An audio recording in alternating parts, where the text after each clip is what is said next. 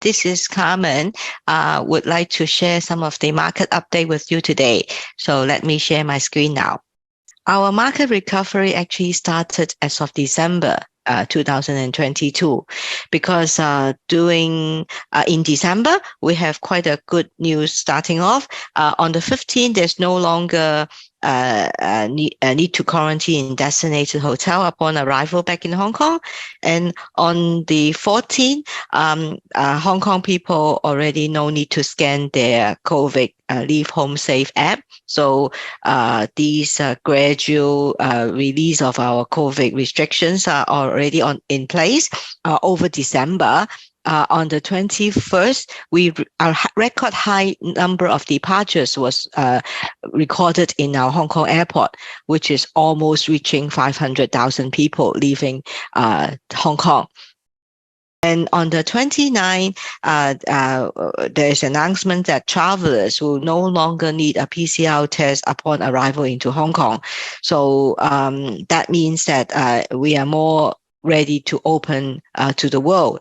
Also as of January, on the 5th, for all the departures from Hong Kong into Australia, passengers are required to do a PCR test. This is a new policy within 48 hours before departure.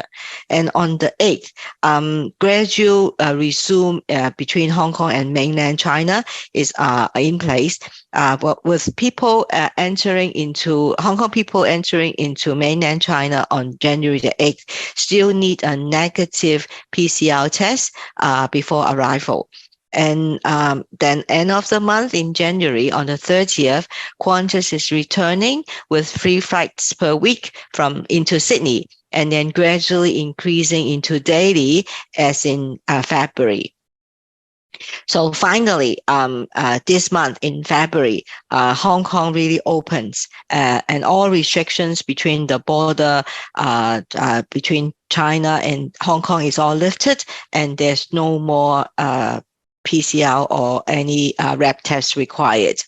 But for overseas visitors, if they are coming into Hong Kong, then going transit Hong Kong into China, if they are not in Hong Kong for 7 days, again, PCR tests are required in going into China.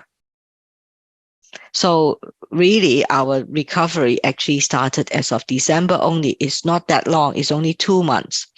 So over COVID, you can see that Cathay Pacific still maintain their service all these years. And then in 2023, this shows their latest schedule. So from Hong Kong to Sydney, there is actually a few flights, like let's say like 3 flights actually running daily, and then on the return. So to Melbourne, almost daily, every day, with different timing. And to Perth and Brisbane is 3 flights per week running into Australia. At the moment, Cathay is running around about 40% of the capacity. And towards the end of the year, they will be aiming to have full recovery. So this is the latest December figure showing our arrivals from Hong Kong. Then you can see that it is a deep drop over the past 3 years, and then gradually the curve, like a fishing hook, we are climbing up again. So in time, we hope that this upward trend will be coming steadily, especially with the resume of our flight capacity.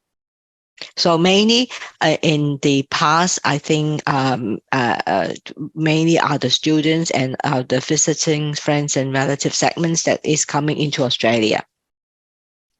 So the latest consumer demand project in December, some of the findings are below. So safety and nature still remain the 2 most important factors. So we are being attracted by our natural sceneries and fresh air. And then as you can see that there we have about 500,000 people rushing out from Hong Kong. the hottest destination have to be Japan, and the short haul destination like Thailand. So I think for the time now, because of the availability in terms of air capacity, these short haul destinations are being highly sought after. But after this round, we are thinking Australia will have our advantage. After this first burst, we will be gradually coming up sometimes in the second half of 2023.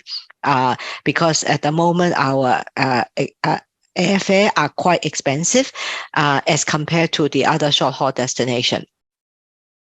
So Gold Coast and Sydney's are the strongest Australia destination as per the CDP result, and then some up and coming importance factors like we are being classified as clean cities, ease of entering into a country, obtaining a visa, and then our range of accommodation also caught our consumer eyeball. So on January the 18th, we welcome our first escorted group back into Australia, organized by Wing On Travel using Cathay Pacific, and then is to Western Australia. You can see the price range is really around the Chinese New Year high season fare. And then 1 month later, actually on this week, on February the 20th, Miramar Travel also sent their first Qantas group into Tasmania. The price is still about 25,000 Hong Kong dollars, and both group are also mono state visits. They are having a duration of about 8 days. So during the this year, before we can launch Come and Say Good Day in market, so we are still very much focused on content amplification to raise our destination awareness. One of the projects that we actually joined force with 5 STO partners, as you can see in the screen: Western Australia, Tasmania, Victoria, New South Wales, and Queensland. We actually boost family fun experiences to attract our high value travelers in Hong Kong. So the kickoff time is quite timely. We actually launched this campaign in mid-December, where we have all the good news happening. And also we work along with 15 KDPs to feature about 45 products into Oz.com for conversion purposes. So this is one team, one effort, one goal for our team market recovery. So family fun content actually continues because one moment with 2 KOL, because this is another project we work with along with Cathay Pacific on the content and ride on our media hosting program. We actually extended the footages into boosting so that we can attract and circulate to more of our high value travelers to raise their destination awareness. Christy Leung actually traveling with her parents to Melbourne and then the boosting was done already in December. The next boosting is for Sarah Song and family with her young kids traveling to Gold Coast, Canberra, and Sydney. So in January, actually, a bit of the whole January, we are boosting all their footages, which is also a very timely, because as I said, December and January is really our start of our tourism recovery out from Hong Kong. So ATE this year, we do have quite a significant good buyers participation. You can see from the chart that Hong Kong and Taiwan, we achieve our targets.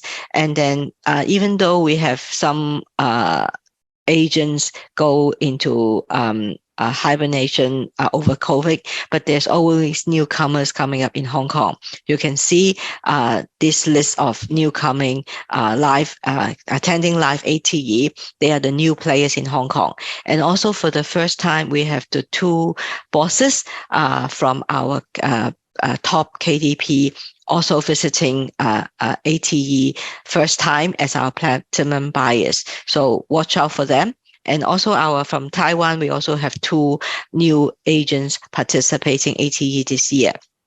So if you have any further questions about Hong Kong market, feel free to find myself or Kathy, because both of us are escorting the Hong Kong and Taiwan buyers this time.